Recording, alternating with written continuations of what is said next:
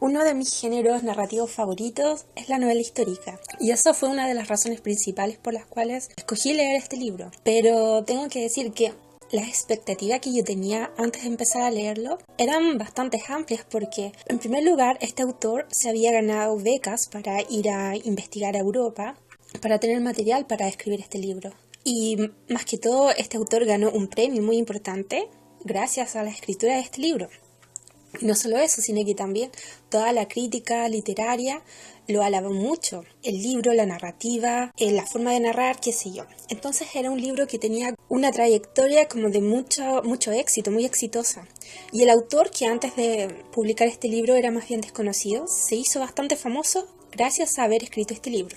Entonces yo tenía una expectativa muy alta y pensaba, no sé, que iba probablemente a pasar a ser uno de mis favoritos. Sin embargo, mi experiencia fue completamente diferente y lo voy a explicar por qué. Obviamente esta es mi opinión, es totalmente personal y subjetiva. De todas formas, siempre es bueno dar una opinión para que así las otras personas se puedan generar una idea más o menos aproximada de qué se pueden encontrar con un libro en específico.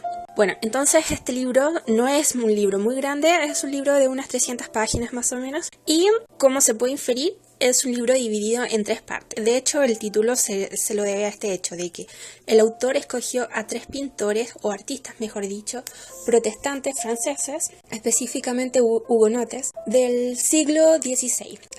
El libro está situado por ahí por el año 1500 y tanto.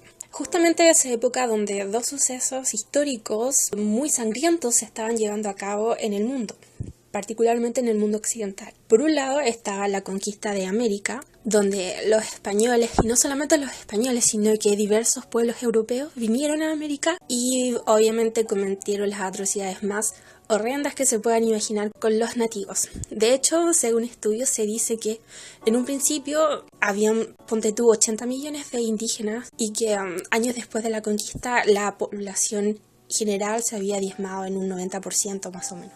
Entonces fue totalmente sangriento. Sin embargo, paralelamente a ese hecho, en Europa misma se estaba llevando a cabo un proceso de guerras igualmente sangrientas como lo que se estaba sucediendo en América. Estaban los católicos en guerra realmente contra los protestantes. Entonces el autor toma estos 2 hechos paralelos y los conecta gracias a la experiencia o al arte de estos 3 artistas. Llama la atención, eso sí, que los artistas que este autor escogió no son realmente muy famosos ni conocidos, y eso el autor lo asume y lo señala así. De hecho, señala que le costó mucho encontrar información, principalmente de Le Moyne y de Du Bois, porque no había mucha información, especialmente de Du Bois. Casi nada, y le costó muchísimo. Y en algunos momentos tuvo que recurrir a la imaginación más de lo que se recomienda, sobre todo en una novela histórica. Pero eso no es un problema en absoluto, no fue un problema, al menos para mí. No me molestó. Ahora, en cuanto a las historias, bueno, como dije, el autor toma estos 2 hechos, la conquista de América y las guerras religiosas en Europa. Entonces, el tríptico se centra con la historia central en Du Bois, que es el pintor más desconocido de esta trilogía. Fue un pintor francés que fue el autor del cuadro que se usa en la portada de este libro, que es la masacre de San Bartolomé, que fue una masacre realmente donde los católicos realmente arrasaron con los protestantes. Fue horrible, cruel, sangrienta, injustificada, no sé, pero en ese momento en Europa, como son las guerras religiosas, estaba totalmente fanatizado y polarizado. Horrible. Y acá el autor le da voz a este pintor Du Bois, que está refugiado en Bélgica. Él tuvo la suerte de escapar de la masacre. Y una vez en Bélgica, le encargan el pintar el cuadro de lo que pasó en la masacre de San Bartolomé. Sin embargo, Du Bois no quiere pintarlo porque en esa masacre él perdió a su esposa y perdió al hijo que la esposa esperaba. Entonces, el pintar, el traer a la memoria todos estos recuerdos de lo que pasó en esa masacre, no es algo que lo estimule mucho. Sin embargo, finalmente cede y accede a pintar este cuadro de la masacre de San Bartolomé. Y esta parte, que es la parte central del libro, la historia del medio, es por lo menos la que a mí me gustó más de las 3.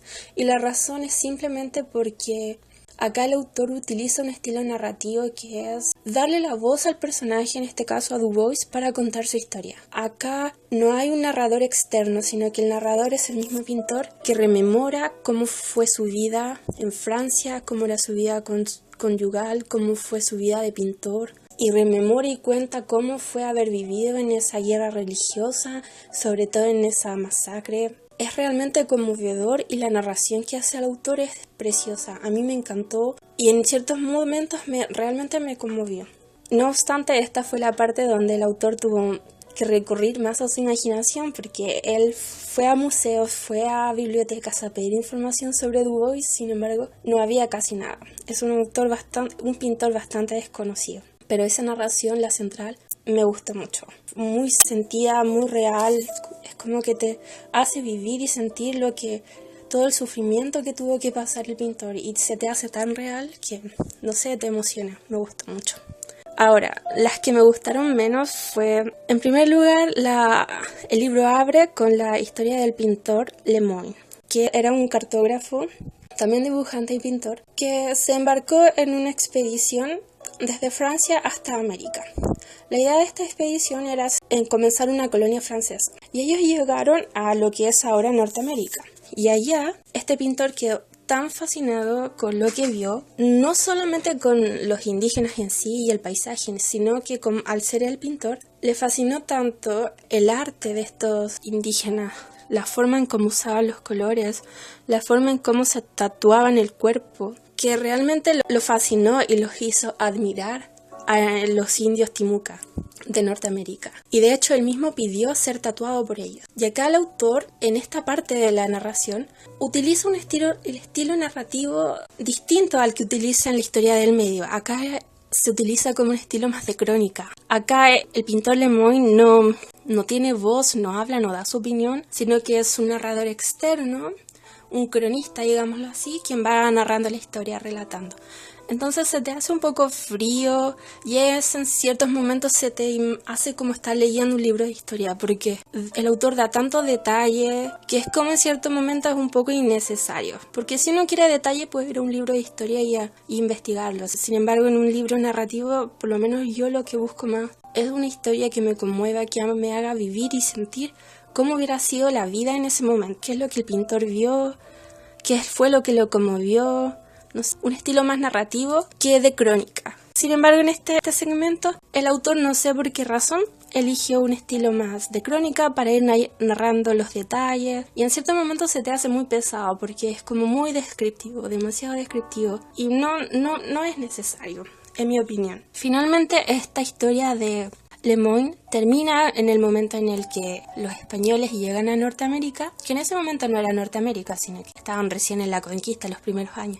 Y la guerra religiosa europea se traslada a América y ataca esta colonia, la que no le queda otra opción que regresar a Francia. Y allá en Francia, Lemoyne perdió la mayoría de sus trabajos pictóricos y tuvo que tratar de reconstruirlo, pero ya no de primera mano, sino que más bien de memoria.